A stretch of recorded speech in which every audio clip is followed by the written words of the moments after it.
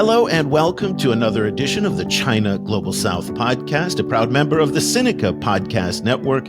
I'm Eric Olander, and today we're going to cover a lot of ground because really there's just been so much going on over the past week here. So let me just kind of tick a whole bunch of items off the list here. Yesterday, we had the BRICS virtual summit where Xi Jinping spoke. Last week, of course, we had the SCO summit. Before that, we had the Modi and Xi meetings. Oh, and I can't forget last week's huge military parade in Beijing. And then we've also had the news that released, not the actual report itself, but the new national defense strategy from the United States that proposes some dramatic changes to how the United States is prioritizing its security challenges around the world. We're going to get into all of this and try to understand what it means, particularly in an Asian context, out here in Southeast Asia, but looking at it more broadly also from a perspective of Chinese foreign policy. And for that, I'm just thrilled to have on the show for the first time somebody who I've been following quite a bit, reading in the news quite a bit, but also following his work. Dylan Loh is an associate professor at the Public Policy and Global Affairs Division at Nanyang Technological University in Singapore, where he specializes in Southeast Asian politics and Chinese foreign policy. Dylan, a very good morning to you, and thank you for joining us.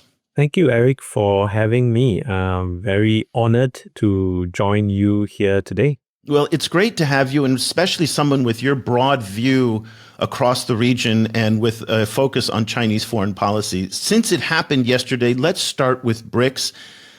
This was a virtual gathering that was organized by Brazil for the leaders to get together. And it wasn't just the core members, also some of the extended members. Egyptian Prime Minister was there, also some of the other members as well. It's a big deal. And they came together to talk about tariffs and the current international trade environment. Let's take a listen to some of the remarks from Chinese President Xi Jinping that I'd like you to help us dissect what he meant. And let's take a listen.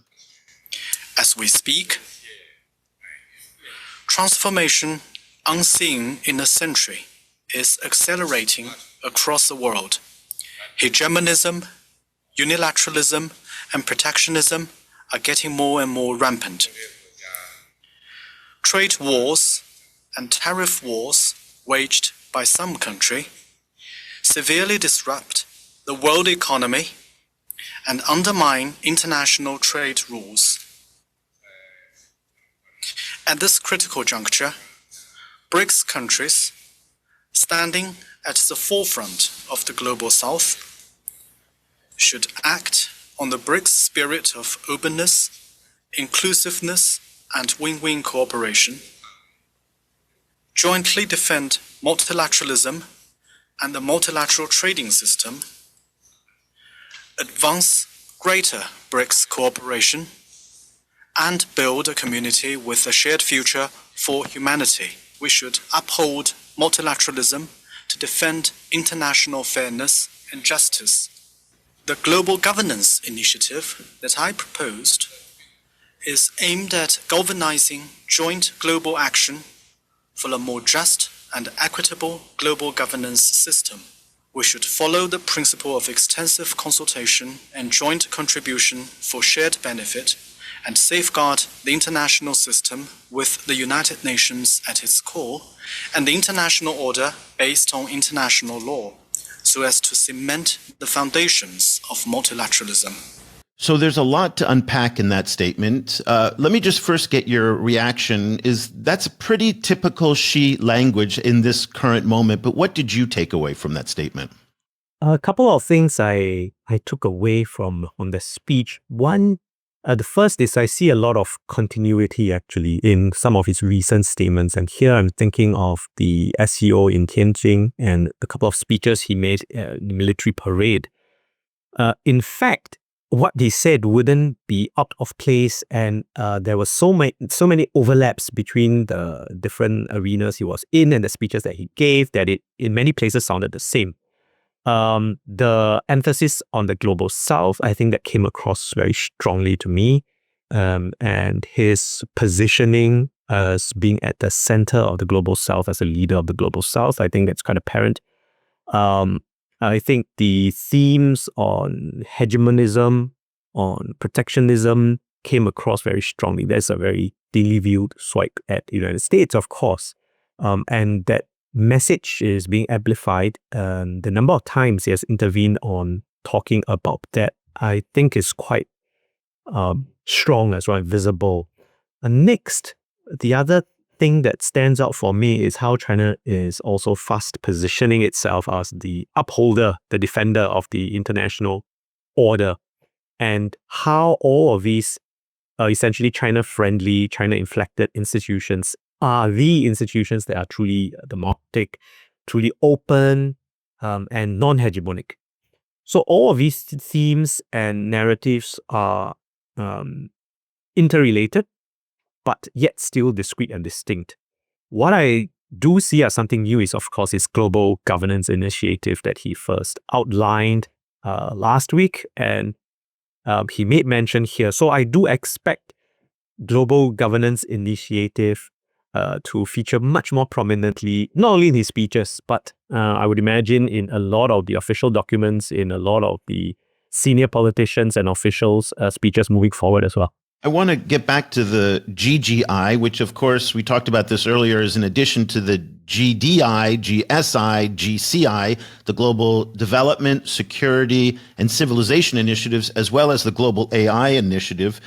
There were some words in there that I think we've gotten used to Xi talking about, but a lot of people may not understand the meaning. We hear regularly in Xi's speeches that these are events unseen in a century, and that's a core talking point for the Chinese. What's the deeper meaning? What's the symbolism of that reference to unseen in a century? Right. That's a great question, Eric, because it's one of those things that everyone can readily understand. Okay, there's lots of changes, but you are quite right in wanting to dig deeper because it holds a far deeper meaning, I think, to Xi and to the Chinese as well. I think when he says that there are changes unseen, never before, he's referring to a fundamental change in the international political system. Now, what kind of changes are we referring to? I think one of the key tenets of this belief in the world changing is the West is declining and the East is on the ascendant, or more specifically, China is on the ascendant. This is not just propaganda in the sense that I think they really believe in it. And certainly he and his political lieutenants do firmly believe in it. They acknowledge that there are some short-term challenges that they face, but to their minds, in the grand scheme of things, in the grand sweep of Chinese history, these are small blips that are not there for the long term.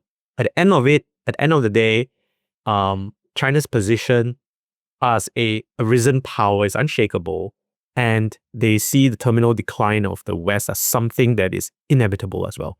Again, rightly or wrongly, this is what they really believe in. So that's one of the key changes that they are alluding to here. Yeah, and he uses that quite a bit in his speeches, also with Putin quite a bit as well. The changes not seen in a century, and that seems to be a cornerstone of the China-Russia relationship as well. Right. And that was where I was going to talk a bit more about this, is the implications of that earlier assumption that they had is that, so what? The so what question here comes in. And the solution is that, so we will be the ones actively shaping and changing international order in our fashion. Now, to their minds, they are doing a good deed for humanity, that this will be a more just, more open, less hegemonic international system that we have together with our partners and allies like Russia. But of course, they are self-interested as well. There are reasons to make, very good reasons to reshape and remake the international order into one that's much more amenable to the Chinese state. Now, you are sitting in Singapore here in Southeast Asia. I'm pretty close by you as well.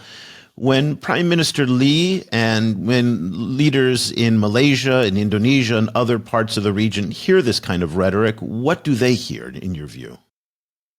A quick clarification, Prime Minister Wong. We have a new well, Prime Minister Wong. It's been the lead for a long time. Prime Minister Wong. Yes. Indeed. Well, there are a couple of reactions, right? Because the Southeast Asia is so large and diverse, and all of them have got slightly different relationships with China.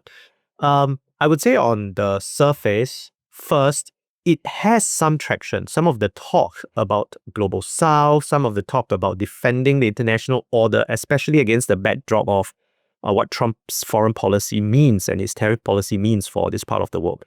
China sensed an opportunity, and rightly so, as major powers do, made the fullest use of the opportunity to, through its narratives, position itself as the leader, the defender of the global south and upholder of all these rules and norms. So on the superficial level, I would say that such discourse actually find ready ears in this part of the world.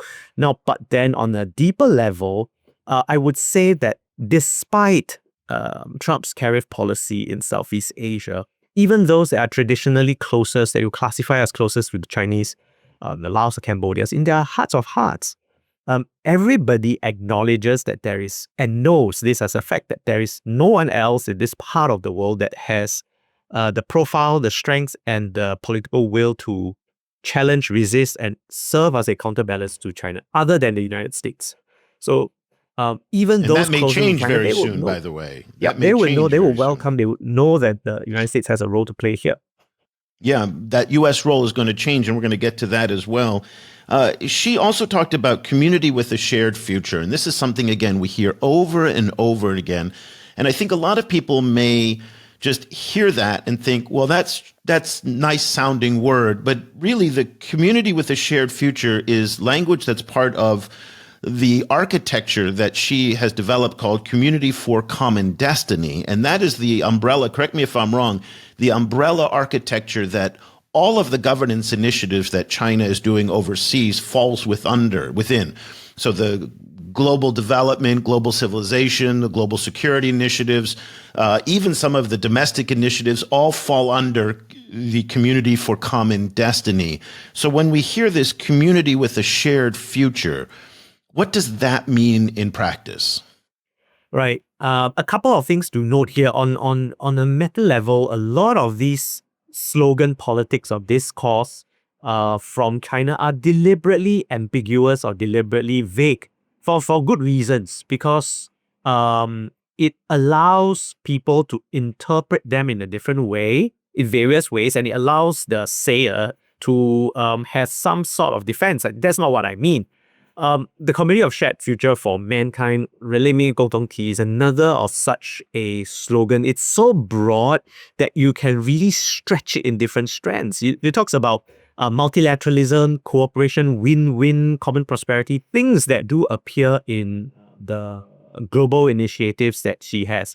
I do not personally see that necessarily as this broad overarching concept in which it anchors the other three initiatives. The way I see it more is that all of these discourse works together in a particular way and configure themselves essentially to promote the Chinese understanding of what is just and what is right and what's a correct way of doing international politics, essentially. And they reinforce each other. I mean, nobody seriously is going to argue against lasting peace or win-win cooperations.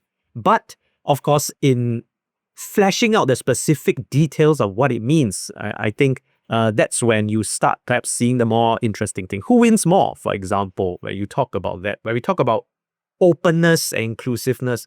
Who does it actually include? What kinds of ideas or folks or regime types or systems do you actually include? So this is a recurrent feature of Chinese political discourse as well, especially when it comes from the top leaders. Very ambiguous and vague, but so inoffensive that you do not, from the get-go, resist it.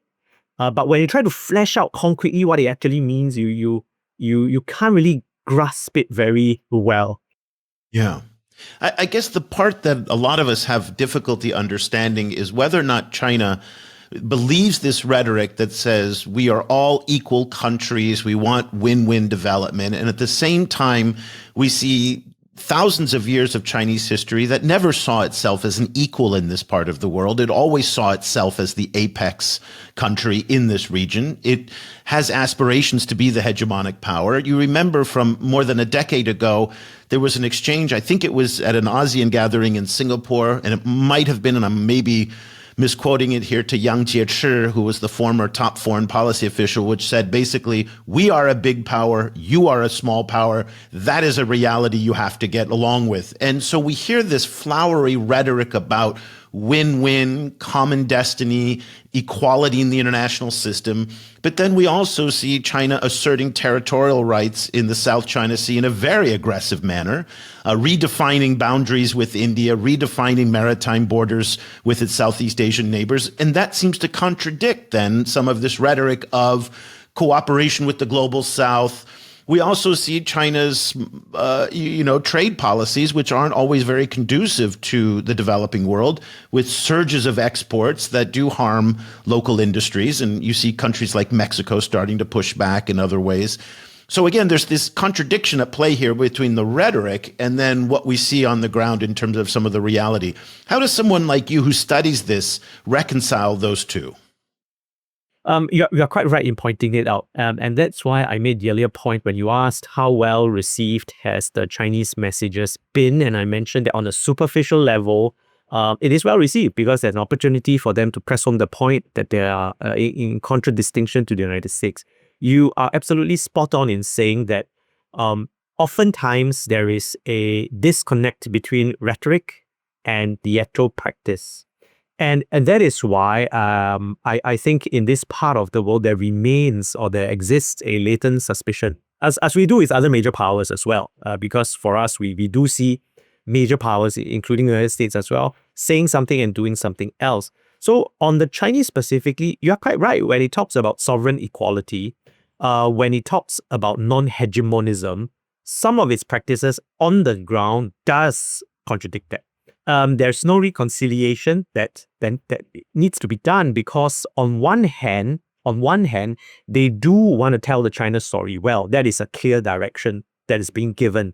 On the other hand, you are trying to assert and protect and advance Chinese national and strategic interests at every turn.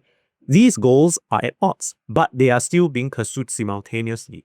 But I don't think that indicates any sort of reconciliation that is needed to be. We simply see it where we are situated as small middle country in Southeast Asia. What we see it simply as, okay, there is this disconnect and something doesn't quite end up with what you say versus what you do. Now, I will add that the Chinese are very adept at learning and innovating.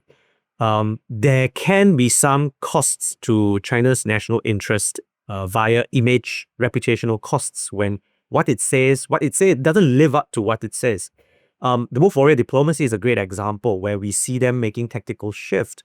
So they are more than history as well as they're more than well positioned to learn from and adapt.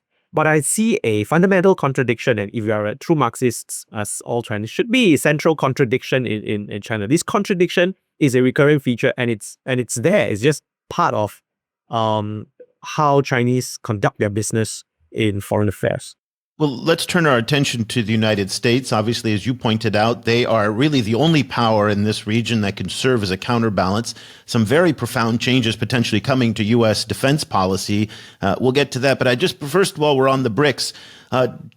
Donald Trump's senior trade advisor, Peter Navarro, responded to the BRICS gathering, and I'd like to get your take on what he said. Well, let's see how this is going to work out. Let's see, Russia getting into bed with China.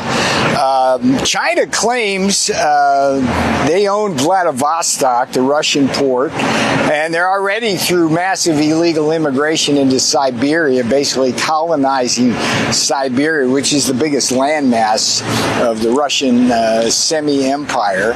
So good luck with that, Putin. And then India, of course, has been at war with China for decades.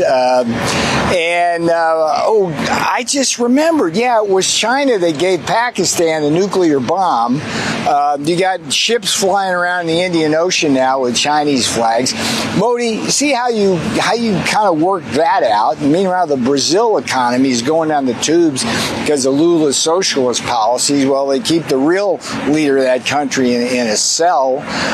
So let's see what happens. But The bottom line is none of these countries can survive if they don't sell to the United States. And when they sell to the United States, their exports, they're like vampires sucking our blood dry with their unfair trade practices. So, let's see what happens. But I don't see how the BRIC alliance stays together since historically they all hate each other and kill each other. Okay, that is a very Trumpian answer to all this. When you hear Peter Navarro lay it out the way he did, what's your reaction? I saw you wincing there a few times, but what's your reaction? As you point out, this is a very Trump way of dealing with it. The way in which it dismisses some of these concerns or underestimates even some of the dynamics that's emerging. But I will say that at the fundamental level, this belief that BRICS can somehow emerge as an anti-West coalition that is powerful, coherent, and the feeling that that's not possible, I actually tend to be sympathetic to that point of view, because a lot of the factors that allow, say, your Brazil and your India to move closer to China are driven by temporal reasons. Of course, there's a separate question of, okay, whether or not this can portend longer-term structural changes. I think the jury is still out on that. But where I stand looking out at BRICS and what it's doing, I don't think that they, or even SCO for that matter, I think they lack really that coherent or coherence, unifying force and mandate. China and Russia in particular would like to cast US as the enemy, and you always need some sort of external threat to really have the group cohere, but there's enough diversity in the group such that is very difficult to achieve. Now, by no means impossible, but very difficult to achieve. So I don't think BRICS is going to emerge. My own sense is that it's not going to emerge into a very clear anti-West organization that is powerful, and it's meaningfully presents itself as a counterpoint to the United States and its partners. Well, we just saw the Shanghai Cooperation Organization summit and the convening power that Xi demonstrated by pulling together leaders from Iran, Russia, Pakistan, India, even Southeast Asia and Central Asia was impressive. Obviously, the BRICS is becoming more visible. Neither the BRICS nor the SCO have many accomplishments to their name, despite the fact that they've been around for more than decades in the case of the SCO. So I guess the simple, straightforward question is, what's the point of these groups if they're not producing trade agreements, currencies, coordinated policy actions? Is it just a gathering to express grievance against the West, or is there something deeper there that people should be aware of? I think for a lot of folks in the West, they dismiss symbolism. They see symbolism as the opposite of policies or concrete initiatives. But I would say that it is viewed quite differently. In many ways, political symbolism is all that matters, or the most important thing. So for Xi, for example, to demonstrate his pulling power, convening power, I'm able to get Kim Jong-un, I'm able to get Putin, and I have flanked by them. These are folks that not a lot of people can get. I can get leaders of Southeast Asia, Prabowo, for example, facing the domestic turmoil, cancelled his trip, but then still came. Which other country can do this? The message is quite simple. I have the pulling power, I have the influence, I have the weight. Now, forget about whatever concrete stuff that we are going to do in BRICS or SCO. That's besides the point. The fact that I'm able to corral such a group of people, and they tout these statistics like how many percent of human population, X number of percentage of GDP and whatnot. There is the point that as strong as your partnership is with Europe, with Japan, South Korea, and whatnot, we have got our own partners too. We have got our own close friends that we are able to call upon. And that is quite powerful. I think that is quite telling. On concrete stuff, you are quite right that they move very slowly, but they are by no means absent as well. So SCO, for example, they have reached an agreement to start an SCO bank. They have talked about this for a decade or whatnot, but there's fresh momentum, and the latest is that they're going to do it. So don't dismiss the symbolism. At the same time, also don't completely dismiss the concrete outcomes because they can do it. They take a long time, but it's possible. Yeah. Some of you may have heard a thunder in the background. It is the rainy season here in Southeast Asia, and in both where I am at and also you in Singapore, we're getting heavy downpours today that I can see in the background there.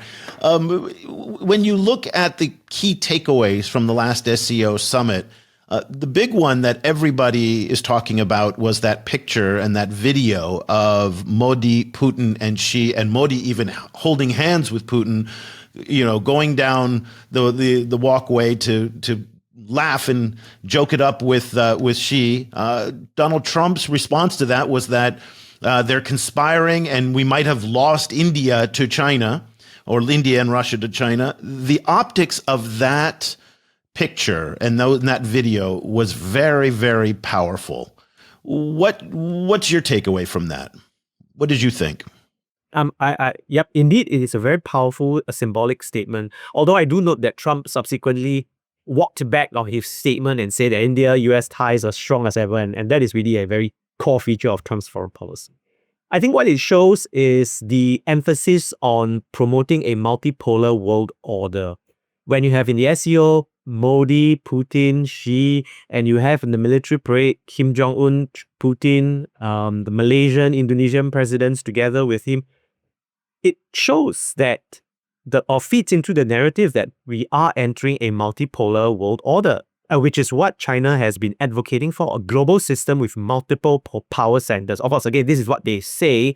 In reality, we don't know if that's really what they want, but nevertheless, it's a very clear, symbolic, but also very powerful image that shows that it's no longer just the United States. In fact, the United States is conspicuous via its absence.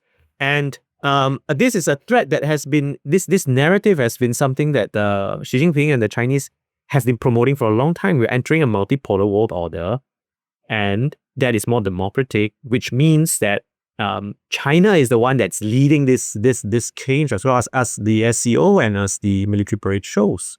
Yeah. Well, a couple of weeks ago, we spoke with Derek Grossman, who's a professor at the University of Southern California and a longtime scholar of Asia-Pacific affairs. And one of the things that he said in advance of the SEO summit was the U.S. just doesn't care. The U.S. is changing its whole way of thinking about the world and spending less time thinking about its global public goods and its global security roles and the traditional role that it's held for the past 80 years.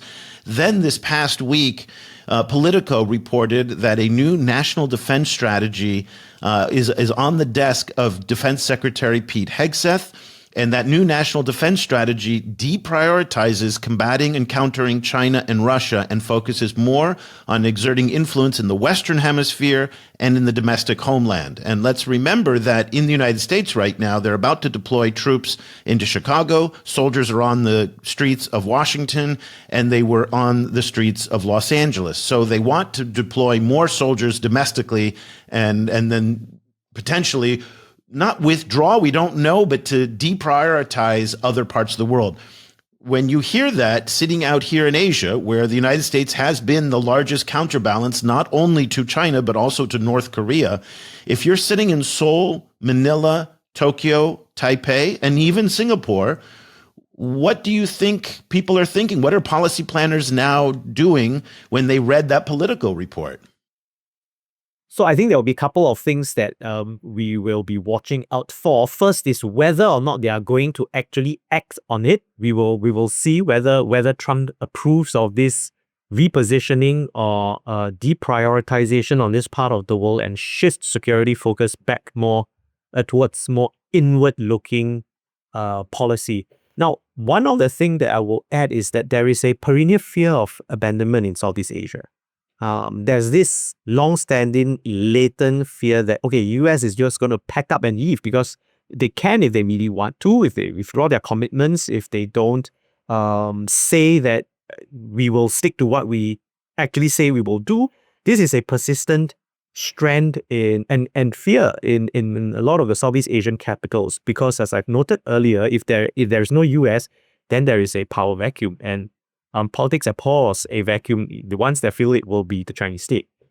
I will also add that already some of the reactions from the Republican camps of the defense strategy review has not been very positive. It says that they is not exactly aligned with what Trump set out to do. There are enough folks of which Kobe and this camp that will still see China as the primary threat, because that was the rationale that they had in repositioning from Europe and shifting its focus to Asia. There was the pivot to Asia that Obama initiated. Right. So it remains to be seen with these sorts of guardrails, if you will, in Congress, in the shape of Congress, and even folks around Trump advising him on foreign policy, that this will indeed materialize. Second, it taps into the fear of abandonment that has always been present in Southeast Asia. And of course, to the Chinese, this is a great opportunity, if it's true, for them to really concretize their presence, the unshakable presence in this part of the world. And how that world will look like, I think a lot of question marks. Well, at a minimum, we can probably assume that it's going to follow the same type of thinking that has happened in Europe, where the Americans forced the Europeans to increase their defense spending and to increase their share of the contributions to U.S. troops. So Japan and South Korea and Australia should probably expect to pay more for their own security and to the United States. That, I think, is a minimum. I think the key question for the Philippines, and I'd like to get your take on this, is, and I wrote about this week for our subscribers, is whether or not there's the confidence that the United States will be there to enforce its mutual defense alliance with the Philippines in the South China Sea should Manila activate it. Will Donald Trump get into a shooting war, as he's legally obligated to do so, should the alliance be activated? And I think there's a lot of people in this region who don't think that's the case. And Donald Trump does not feel bound by these treaties the same way that other presidents may have. It bears remembering that when Pete Hegseth was here for Shangri-La Dialogue, he essentially called on countries in this part of the world to up their defense spending as well. And that message didn't land very well. I will also note that in the same trip, he made a pit stop to Manila and essentially reconfirmed that the Mutual Defense Treaty is still strong. Now, you are quite right, and we have talked about this as well, that there's always a possibility with Trump that he doesn't view these commitments as ironclad as what others would like it to be. I think that the Chinese know it as well. And there will be a period, in fact, if not already a period of testing the limits of what the US will actually do. And essentially, so far, what they have done in some of the tussles with its coast guards and the Philippines, some injuries as well, has not really been met with the kinds of levels of support or reaction you would expect. So I think it's still open to some. It shouldn't be open to debate, I would imagine, especially to the Philippines. This should be non-debatable. If activated, you have to assist and help us as the terms tell you to do. The fact that it's up for debate and people are questioning it, I think, goes to show the level of anxiety some of the folks here have. Yeah. Well, in Singapore earlier this year, your defense minister was among the first critics of the Trump administration, speaking out very, very uncharacteristically. Normally, Singaporean leaders are among the most conservative, the most reserved. They try to balance between the U.S. and China. And in all the years and decades that I've been covering this, I've never seen a Singaporean leader or a minister really articulate such criticism of the major powers. And yet, Prime Minister Wong and your defense minister criticized the United States for its policies. And then the defense minister said that the United States was becoming a rent-seeking power in Asia. And I think this defense strategy, if it's approved, would validate that and it contribute to a sense of skepticism that many people in this region are starting to have about the relationship with the United States. I'd be interested in your take on that. Yep, you are spot on and right in saying that it's very uncommon, exceedingly uncommon for our political office holders to critique another country in such stark, unequivocal ways, although it's by no means unprecedented. So we have done so before, again with the US, we have done so also with China. So it's not completely unprecedented, but to it's just unusual. Say it in such stark terms, again, uncommon. I think this is born out of a frustration that we have with United States, especially in the initial phases of the tariffs, because we always felt that we would be safe on tariffs. You guys have a budget surplus with us rather than a deficit. So when we were hit with a 10%, that was a bit of a surprise. And then you see all the things that Trump is doing in Southeast Asia as well. So it was really born out of his frustration, and I think a fairly objective assessment as well. Now, I think we have gone past that frustration phase. How Singapore, at least, we are adjusting and accepting the reality and thinking of how best to make use of it. So that statement, I would say the frustration has reduced quite a lot. And I think that's symptomatic of the broader Southeast Asian nations as well. There was a lot of frustration, anger, unhappiness, but it moved very quickly to one of what can we do, accepting it, acceptance. But it does feed into the narrative that the US can do what it wants, that it's singularly trying to reconfigure the international trading order to one that is essentially beneficial to the United States, that it doesn't really care about shared prosperity anymore. Other powers, including China, has been very adept at pushing home this point. Yeah. The next big milestone that I think a lot of people are going to be looking at is the APEC summit that will be coming up later this year. That's the Asia-Pacific Economic Cooperation Summit.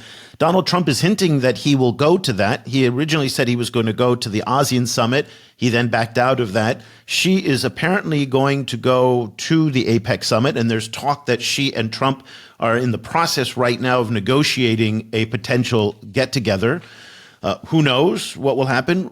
When we look towards now into the third quarter and the fourth quarter, and we look at these summits that are coming up, what do you think will happen? What should we expect going forward? I think Trump loves the photo op in many ways. If you look at Trump 1.0 and the sort of photo ops he had with Xi, with Putin, with Kim, I think that gives you a sense of where we are at. Of course, for the leaders on both sides to meet, you would hope that we are nearing some sort of deal, or at least a stronger roadmap to achieving that deal. But I don't think that alone will derail a possible meeting if Trump, in his mind, thinks that it is the right time to meet and there's enough political will on the Chinese side to do that as well. I think it's a disappointment if indeed Trump doesn't attend ASEAN, because earlier I think the Malaysian Prime Minister indicated that Trump would, but this is something we have come to expect from Trump's foreign policy. In many ways, this is a good synecdoche of how foreign policy, US foreign policy is seen in this part of the world. Uncertain, unpredictable, and we are not quite sure where we are at and subject to change. So there's a lot of uncertainty actually leading up to the ASEAN and the APEC summits. If they do meet, and I do hope that they meet, that will be, I think, Southeast Asia and perhaps the rest of the world will breathe a collective sigh of relief, because at the very least, we get an indication that things are not so bad anymore, and there will be knock-on effects for the rest of this part of the world, in Southeast Asia in particular. And just to be fair, Biden and Obama did also regularly skip to the ASEAN summit. So this is not uniquely a Trump thing if he does not come. U.S. foreign policy towards Southeast Asia has been negligent for a number of decades, and so it's not something that's actually new. Dylan, thank you so much for taking the time and to walk us through this journey of Chinese global affairs. So much going on in so many parts of the world. Wonderful to have you on the program, and I would love to have you back again. Dylan Low is an associate professor at Nanyang Technological University in Singapore and a keen observer of all things Chinese foreign policy. Dylan, thank you so much. Thank you, Eric. Thank you so much for having me. And we'll be back again next week with another edition of the China Global South podcast. If you'd like to follow the work we're doing, go to ChinaGlobalSouth.com. And of course, if you'd like to support all of the great journalism, analysis, and research that the team in Asia, Africa, and the Middle East, and now Latin America are doing to provide fact-based, agenda-free, just down-the-middle analysis and research to help people like Dylan and everybody else understand what's going on. Again, your subscription really helps us. ChinaGlobalSouth.com/subscribe. And if you are a student or teacher, you get half off. Cheaper than a Starbucks in Singapore, Dylan. Just $10. Email me, eric@ChinaGlobalSouth.com, and I'll send everybody the links for that subscription. Thanks so much. We'll be back again. I appreciate you taking the time to listen and to watch.